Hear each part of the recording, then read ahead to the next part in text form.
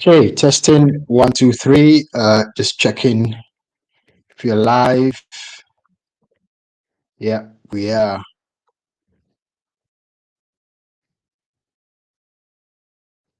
Yeah, we are. We are live, and so that's good.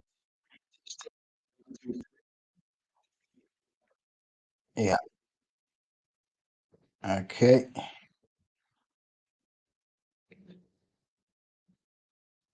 So that's good.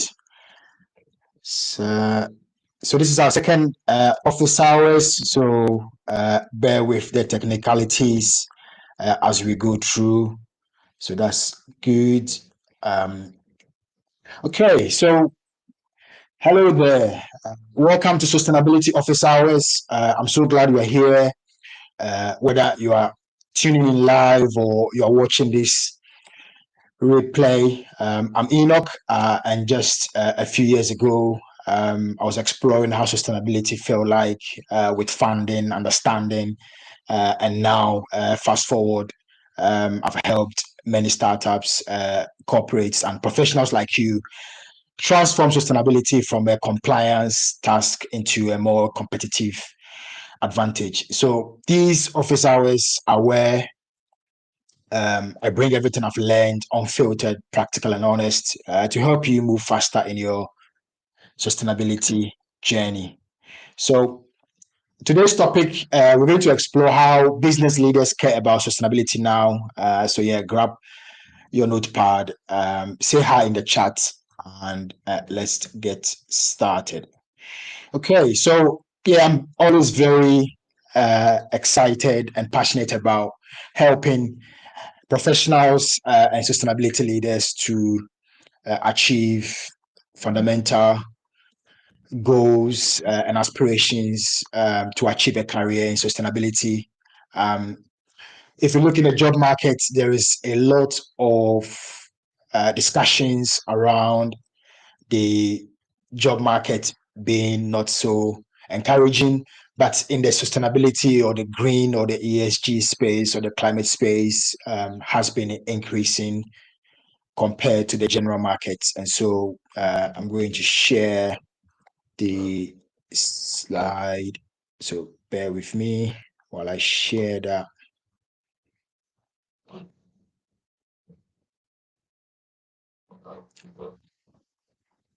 Okay.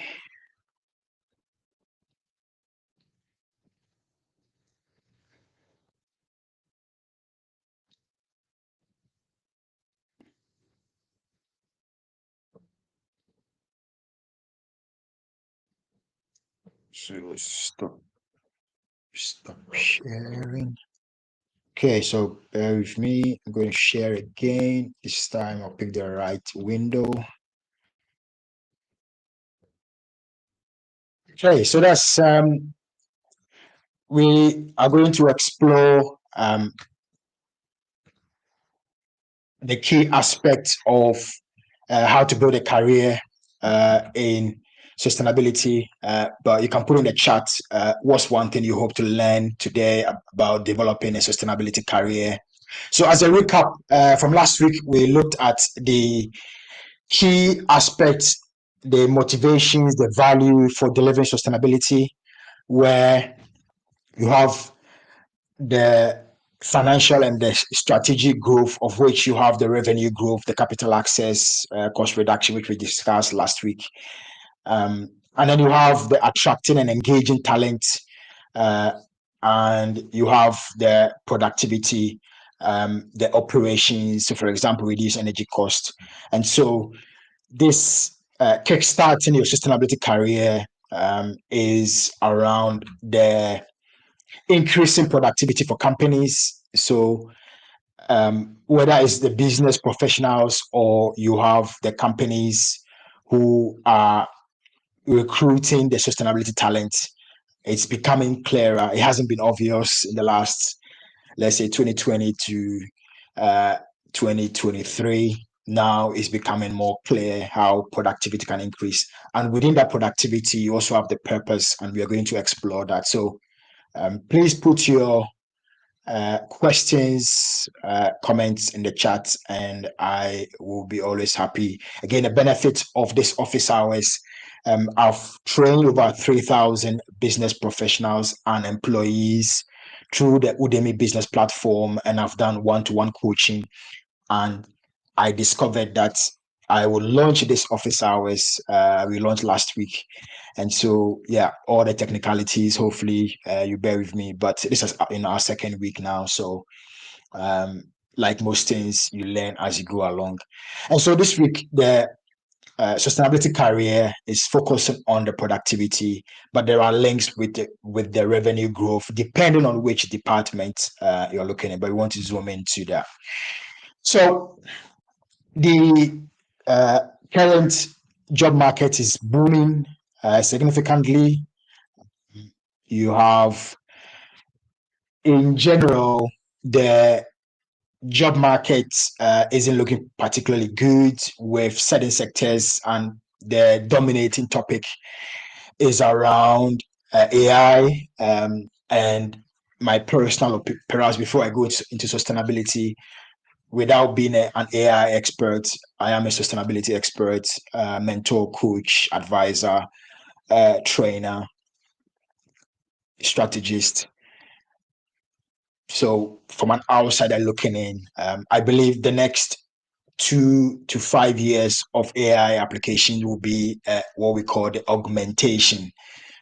So if you pick back when the internet bubble came up in the 1990s, then the internet came to replace people looking in books to find answers, looking in newspapers, hard copy newspapers, where the internet allowed searching for information. I believe that's how the AI is coming at the early phase.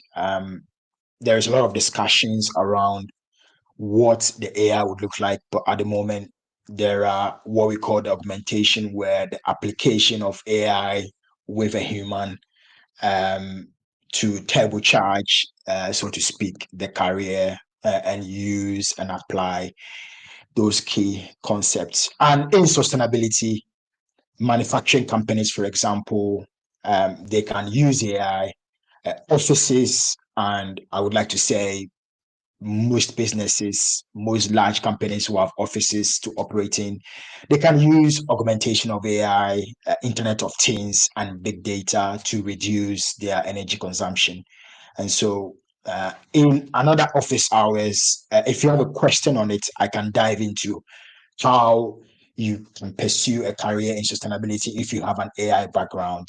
So we will leave that conversation for another office hour, but all the same, you can put in the chat. So having said that, in the job market, you have over 20% increase in the growth of the green job, sustainability jobs year on year, and almost every year. LinkedIn post, that's a research which shows that the demand for sustainability and green jobs is always higher than professionals that have the skills. LinkedIn has almost 1 billion people on the platform, and it's more career based. And so they have the data of the skills people put on there and the skills the jobs are looking for. And within reason, year on year, there is a mismatch, which is always good news. Now, the challenge is finding the right skills, and that's where I come in to help, whether you're on my courses or this office hours. This office hours is open not only to those who have taken my courses or coaching, but it's open to public. So it ties in with the high, premium, and so there are some core sustainability skills which are high premium because it ties back to the high revenue or increasing the revenue opportunities. It ties back to the productivity, as I mentioned. Any economy you hear about GDP, and GDP is tied to productivity. So every government's dream is to have a bigger GDP, but the GDP is like the top level, and you have the iceberg principles, that's like the tip of the iceberg. Underneath that GDP is productivity. And so sometimes we hear these big topics which are a bit abstract, and my job is to try and break down these abstract topics so that you can gain advantage in your career. And there is a high demand in the resilience in economic downturns. There are new initiatives where sustainability jobs are able to help economies, but on an individual level, there is huge chance to increase this. So, how does it fit in your own experience from where you are? You can put in the chat. How does this fit with your own experience in terms of the year to year green growth? I'm always keen to know. Okay, so if there are no questions, so one of the key parts of green jobs, which is good for the economy, this time looking at the economy, is for one green job which is created, there are huge opportunities for expanding other key sectors. So, for example, if you have a solar job, then these can expand other aspects of the job opportunities. Bear with me.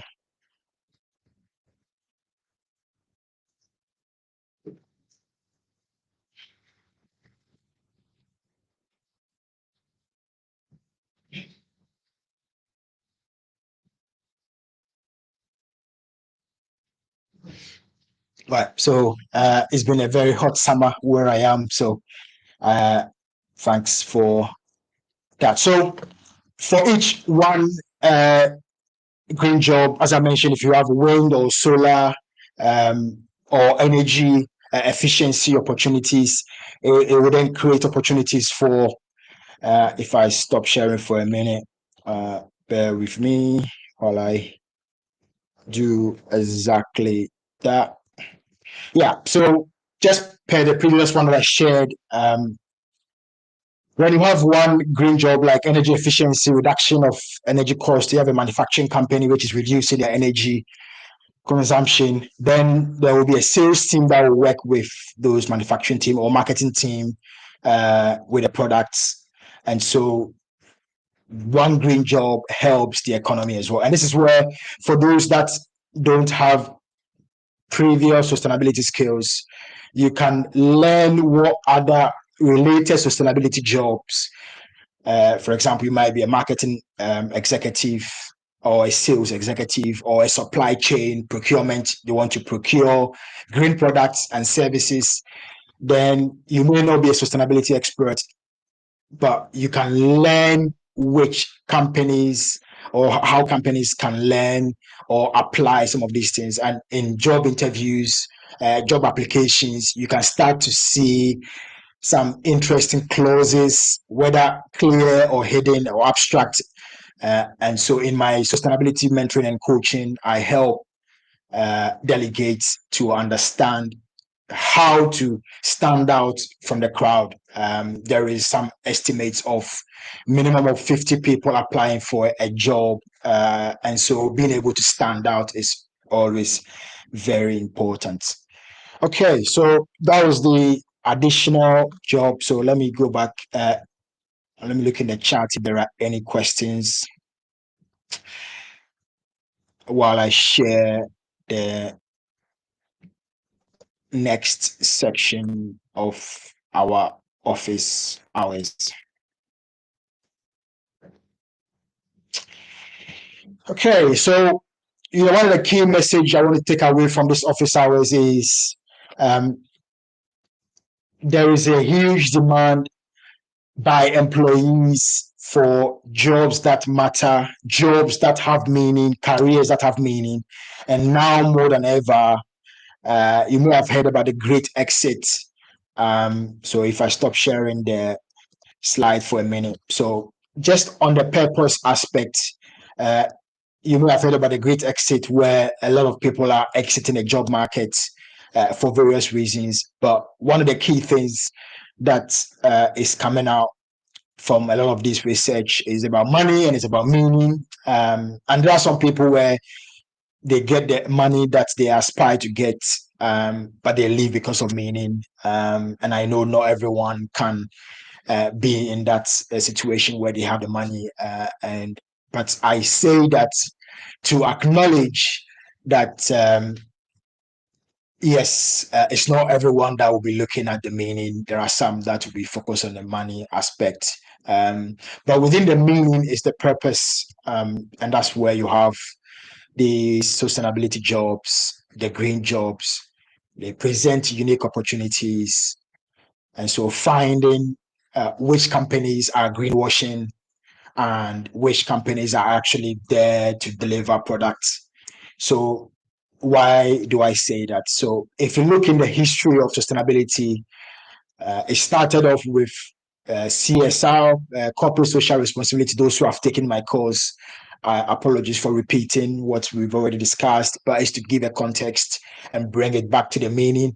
So we have the corporate social responsibility where it started around the, or it became prominent around the 70s and 80s, where companies discovered that as they were making money, how can they do good in the public? And majority were they were donating a significant amount of money.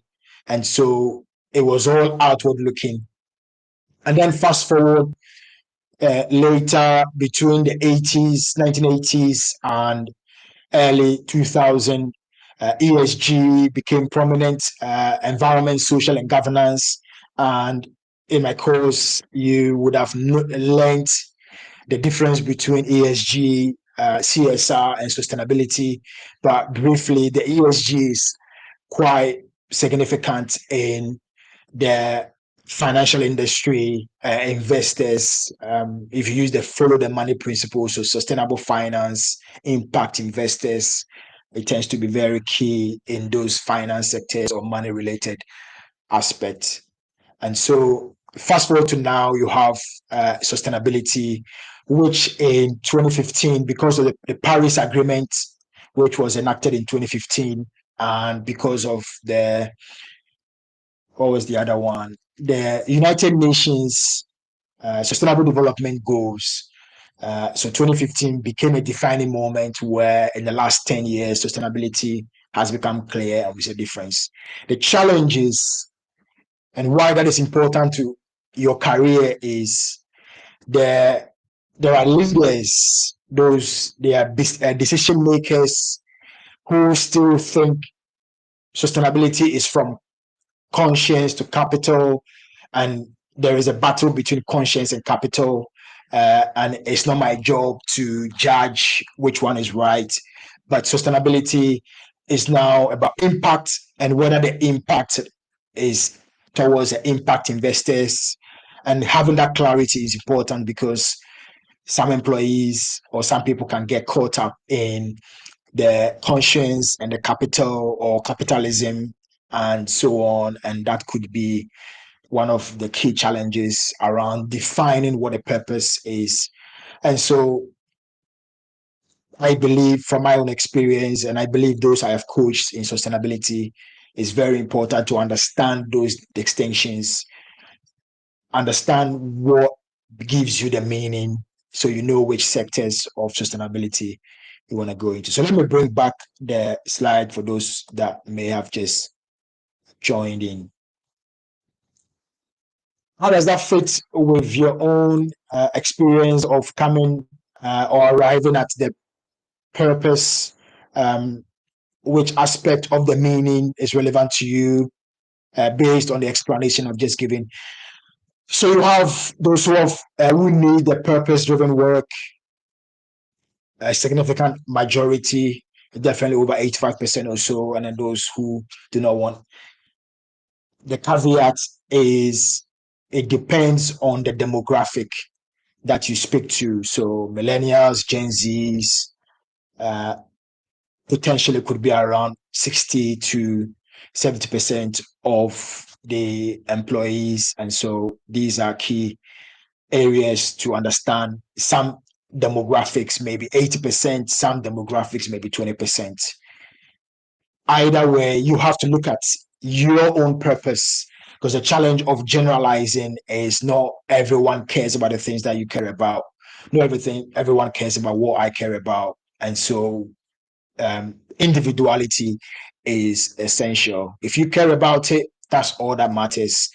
About how are you going to navigate so you can have a stellar sustainability career.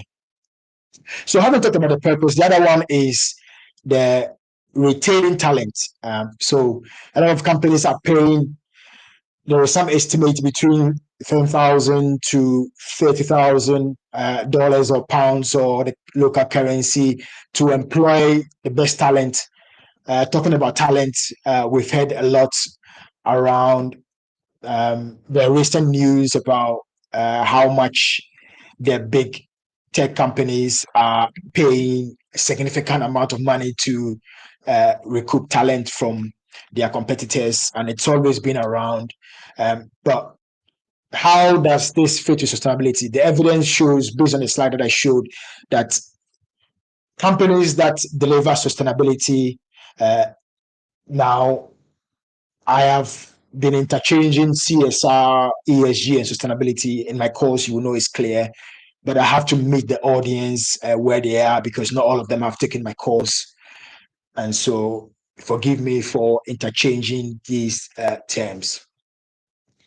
So the reason ESG, sustainability, CSR is keen or is good for companies is there is a body of evidence that shows that companies that have a positive sustainability ESG metrics are able to retain talent. So it's one thing showing up in a football match or in a game, in a soccer, in whichever favorite sport, cricket that you have, and it's one thing staying.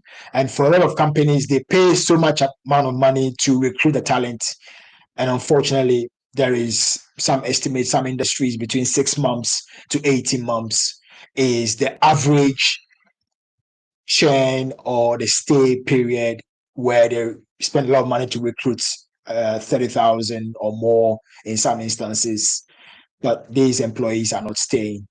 And so, from a business perspective, this amount of money, the 10,000 to the 30,000 multiplied by, say, 1,000 employees or more, or even less over there, every month it becomes a very expensive process. So that's one reason why businesses are so keen on sustainability. But the challenge is it always goes back to greenwashing. Some companies would like to cut corners. They will have a nice advert, they'll have a nice advert on their marketing products or their recruitment pages, but underneath that shiny marketing, they are not actually delivering sustainability. And this is where some employees may join companies and they feel trapped or they feel lied to.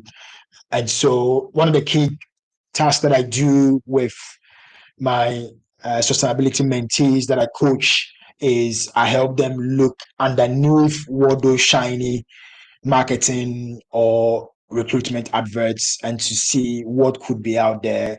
Some go on platforms like Glassdoor and other platforms to see what the feedbacks are. Again, there are advantages and disadvantages of using these platforms, because some people may leave reviews which may not be a good reflection of it. And that is a general overview of the company, not necessarily the sustainability endeavor or the sustainability department or the sustainability goals of the organization. So how does that fit with your own experience? If I bring back the slide, I'm just looking in the chat. How does that fit with your own experience of the purpose and the retention of talent? So just to close that loop, attracting talent, retaining talent are so essential, and it has impact on the turnover. And the turnover can be the churn, how many employees have to be recruited over time. And so for companies with a lot of employees, it become a significant aspect. Let's see if there's anything in the chat. Okay. So the demand, as I shared earlier, the demand for sustainability skills, talent, green job, again, green talent from a historical point of view. So in early 2000 years up to say 2015, so those 15 years, a lot of these sustainability topics were around green, and so there is a legacy term of green job, green talent.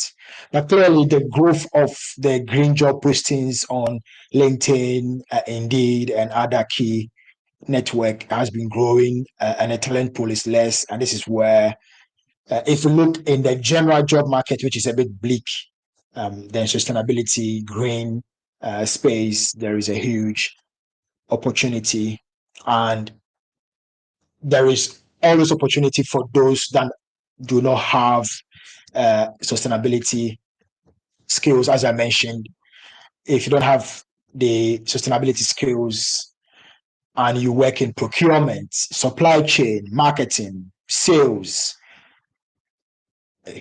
human resources, because you go back to the employee engagement, the employee recruitment, they work hand in hand, then I'm able to coach the key people who need to fast track their career in those sectors. Okay, so let's go back to share.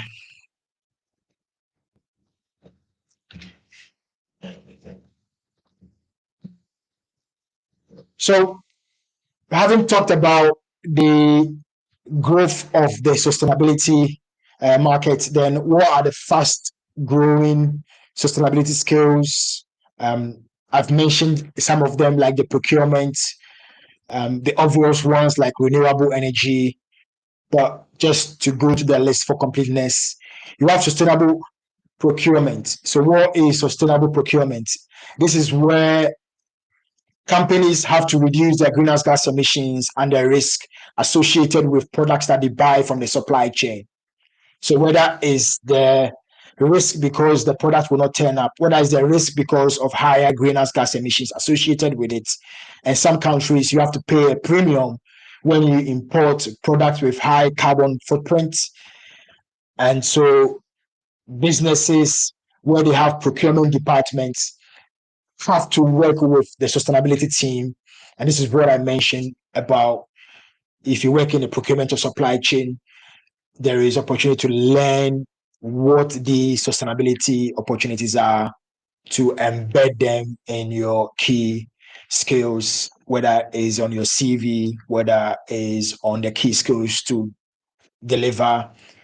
You can imagine if they're looking for promotion and sustainable procurement is on the high agenda in the supply chain team or the procurement team, it's quite obvious that if you have that understanding of procuring sustainable products and services. The second one looks at the environmental stewardship, which again goes back to understanding how companies can reduce the amount of resources, whether it's by recycling to reduce waste, whether it's by employing circular economy in manufacturing or healthcare, as an example, or hospitality, and a whole list of businesses, tech companies, whether the IT, even with the AI, the data centers, how to reduce the energy consumption. The resource is quite huge.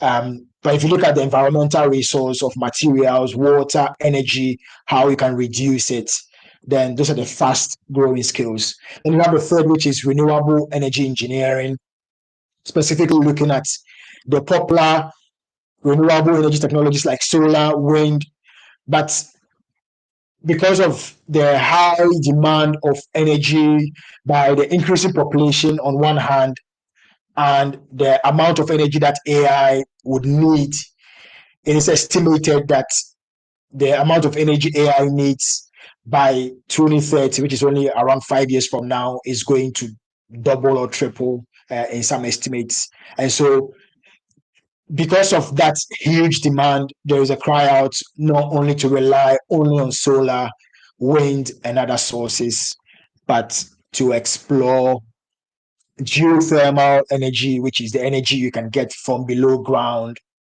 the different temperatures which are being explored. And so startups are being opened, business opportunities, investors, and job opportunities as well. Then the fourth one looks at protecting the ecosystem, which is the ecosystem management. So one of the keywords, the biodiversity, which is the short form of biological diversity, and is defined as the difference between the richness within species and between species to minimize extinction, to deliver and restore the natural habitats. And then the fifth one is preventing pollution. Now, preventing pollution has the potential to minimize the contamination of the environment, contamination of water, contamination of air. So the air people breathe in, whether the air in offices or the air outside or the air in buildings. So these are the fastest growing green skills.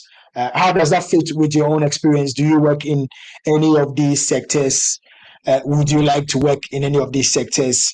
Do you see any opportunities to gain promotion or gain an advantage for your career in these areas? Let me look in the chat if there is any. No. Okay. So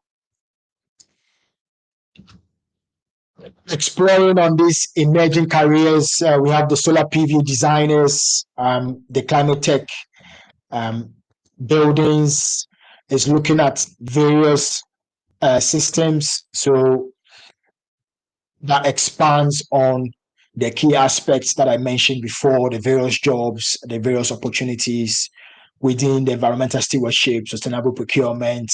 But you can also have a deep dive into the solar, the wind, from design to project management. And so you can be a project manager who doesn't have sustainability skills, but you may be managing these huge projects.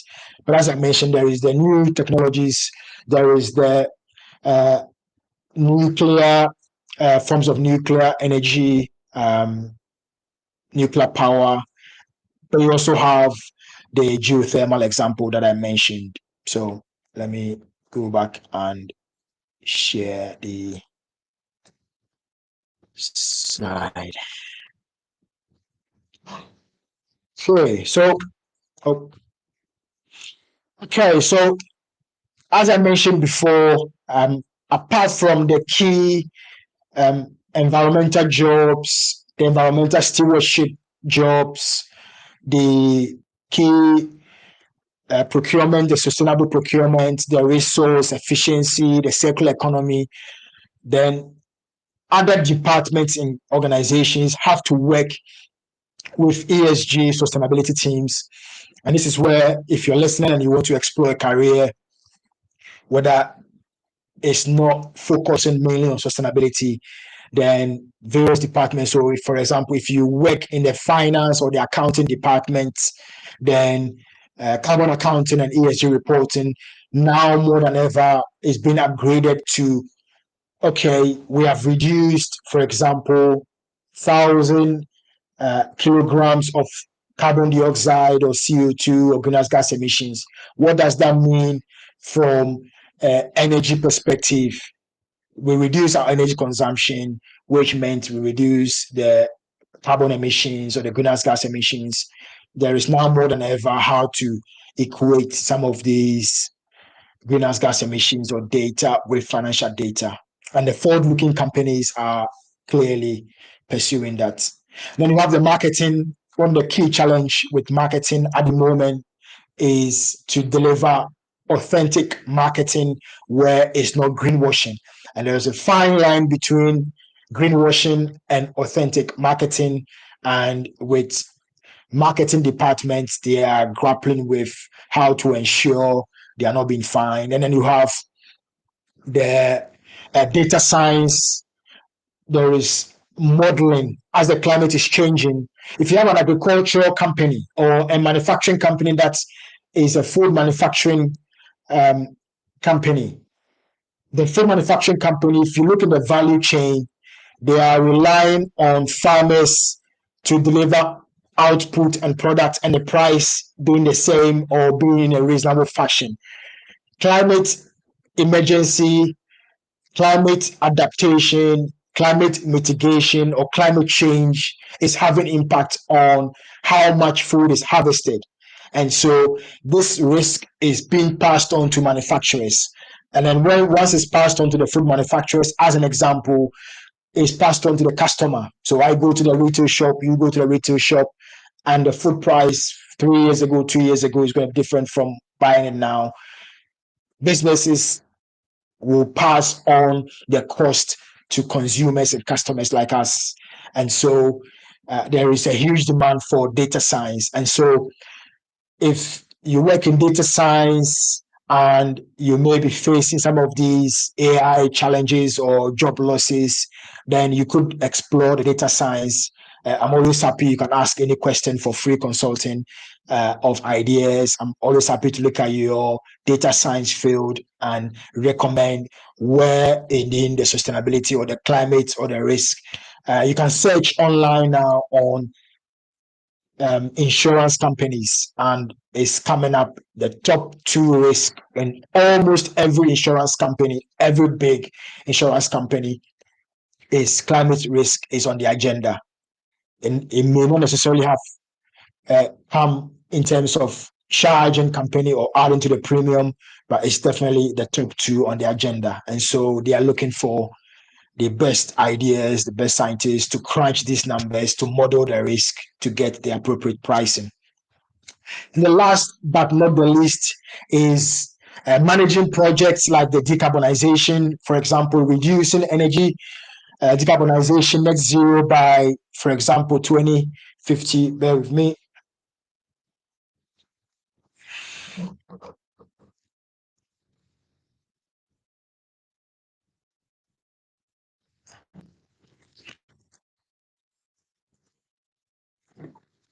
A lot of talking, so to get in the fluids. Okay, so you have project managers where they can manage IT projects. They'll manage construction projects, as an example.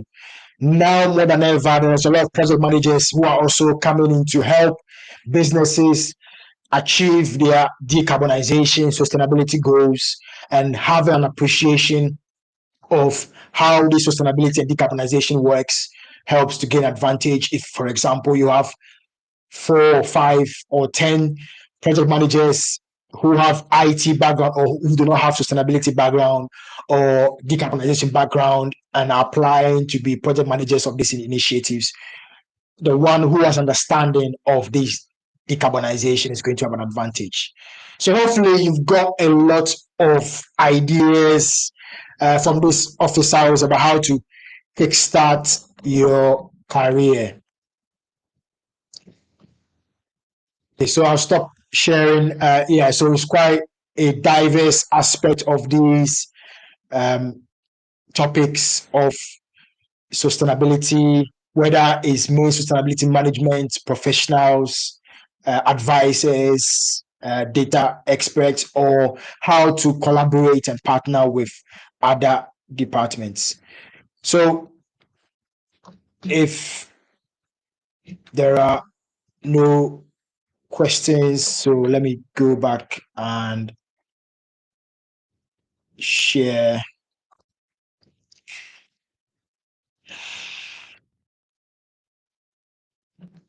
Okay, so we've reached the final segment, which is the question and answers, where you can ask questions in the chat, or you can connect with me in the community. Those of you who are in the community, if you are watching this on a replay, you can connect with me on the community.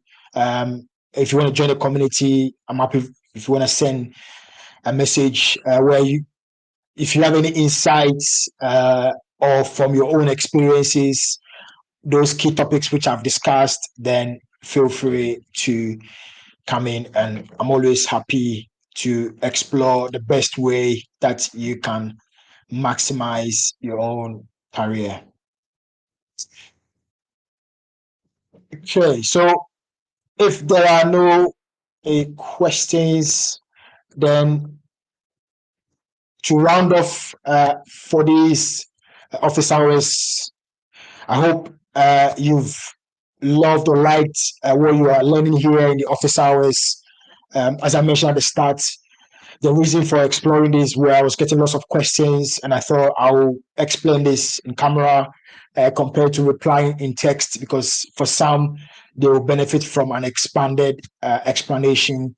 And so here's how we can go deeper with urban sustainability with me, depending on where you are in your journey.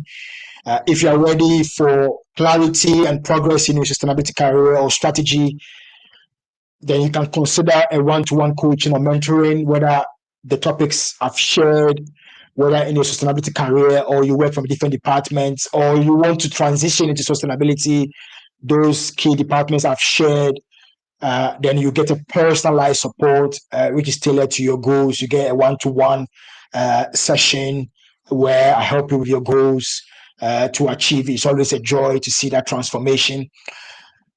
If you lead a team or a department and you are struggling to embed sustainability into your day-to-day actions, then the corporate training and transformation workshops using my very own sustain framework can help deliver impact. If you remember at the start, I mentioned about conscious capital.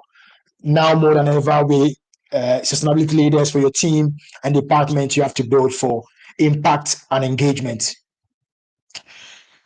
Or if you prefer to learn at your own pace, we've got two powerful video courses, video based. So the engagement is so high, whether it's for mid level professionals or change agents.